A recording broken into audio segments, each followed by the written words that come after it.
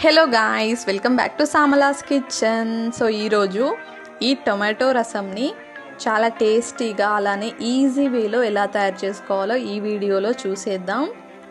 మీరు ఒక్కసారి ఈ ప్రాసెస్ని ఫాలో అయిపోయి టొమాటో రసంని ట్రై చేయండి. చాలా అంటే చాలా టేస్టీగా ఉంటుంది. సో ఇంకా లేట్ చేయకుండా ప్రాసెస్లోకి వెళ్ళిపోదాం. దానికోసం ఇక్కడ 5 to 6 టమాటోస్ని ఇలా కట్ చేసి మిక్సీలో వేసేసేయాలి. అలానే కొద్దిగా కొత్తిమీరను కూడా వేసి ఇలా కచ్చా పచ్చగా మిక్సీ చేసి పక్కన పెట్టేసేయాలి. ఇప్పుడు పచ్చిమిర్చి, ఎండుమిర్చి అలానే ఆనియన్ని రెడీగా పెట్టేసేయాలి.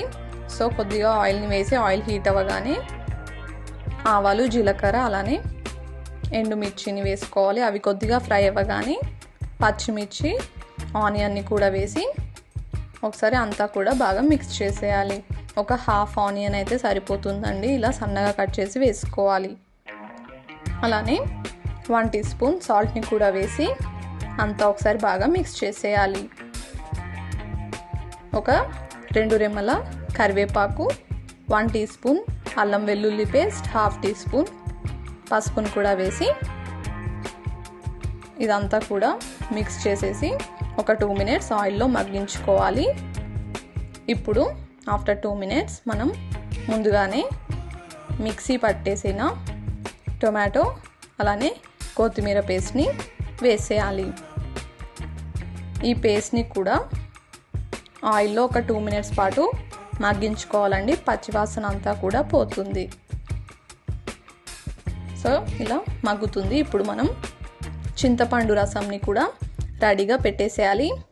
ఒక చిన్న లెమన్ అంతా సైజులో చింతపండుని తీసి ఇలా రసంలా చేసేసి వేసుకోవాలి. కొద్దిగా పులుపుని యాడ్ చేయడానికి మాత్రమే. సో ఎక్కువ మనకి టొమాటో ఫ్లేవరే ఉంటుంది, చాలా టేస్టీగా ఉంటుంది. సో ఒక 1 గ్లాస్ ఆఫ్ వాటర్ని కూడా వేసుకోవాలి. సో ఈ కన్సిస్టెన్సీలో ఉండాలి. సో టమాటో ఫ్లేవర్తో కొద్దిగా పుల్లగా చాలా టేస్టీగా ఉంటుంది. సో ఒక 5 మినిట్స్ పాటు ఇలా మరిగించుకోవాలి. ఆఫ్టర్ 5 మినిట్స్ జీలకర్ర, మెంతుల పొడి ఒక హాఫ్ టీ స్పూన్ వేసుకోవాలి. అలానే కొత్తిమీరను కూడా వేసేయాలి. అంతే అండి, మనకి టొమాటో రసం రెడీ అయిపోయినట్టే. సో జీలకర్ర, మెంతుల పొడి అలానే కొత్తిమీరను కూడా వేసాక ఒక్క 1 మినిట్ మరిగించుకుంటే మనకి రెడీ అయిపోయినట్టే. సో చూస్తున్నారు కదా, ఇలా ఒకసారి మరిగించుకొని గ్యాస్ ఆఫ్ చేసేయడమే. సో ఇక్కడ గ్యాస్ ఆఫ్ చేసేసాను. సో ఒక సర్వింగ్ బౌల్లోకి తీసుకొని ఎంజాయ్ చేసేయడమే.